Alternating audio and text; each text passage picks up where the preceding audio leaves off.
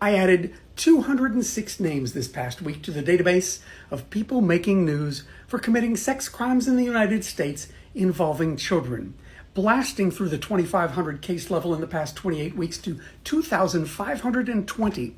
And the data presented some interesting challenges in classifying the cases. The two politicians, both Republicans, that part was easy. But the doctor who's an ex-Catholic priest, the pastor who's a school board member, the firefighter who's also a foster parent. You had to think about those. You can see the results at the newly upgraded whoismakingnews.com, and of course, we had our Catholic Church bankruptcy developments for this week. While in New Orleans, the Archdiocese started actually listing its properties for sale to help pay some of the judgments against it for sex abuse in the past by priests, the Baltimore Archdiocese, which is not yet facing substantial numbers of lawsuits, but is expecting them, given the Maryland Attorney General's recent report, which showed 600 victims of 158 priests, the Maryland Archdiocese is now planning its bankruptcy filing to try to cut down on the amount of cash they'll have to pay to victims. Some revealing statistics from the data, shown in detail on some new graphics, they're terrific, created by Emily Parker of dataviz.fyi. Of all the politicians who've been in the news for sexual abuse of children in the past 28 weeks, 81% have been Republicans. The 7 states with the worst per capita abuse statistics, all Republican controlled.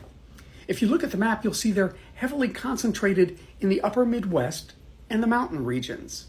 Those with the lowest per capita crime rates, 9 out of 10, are Democratic controlled or swing states.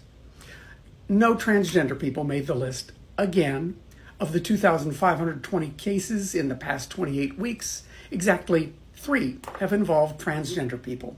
Finally, though, we do have a drag queen who made the news. But not because of a sex crime.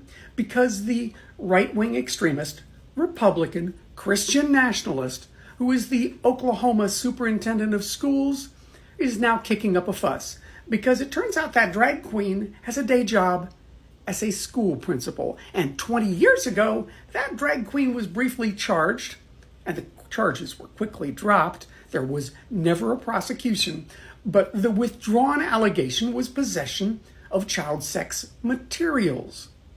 Yes, with Oklahoma ranking 12th worst in the nation in the past 28 weeks with actual cases of sex crimes against children, and with Oklahoma ranking dead last, 50th in public school quality, the state education commissioner is desperately seeking headlines by going after someone who hasn't had anything to do with that problem.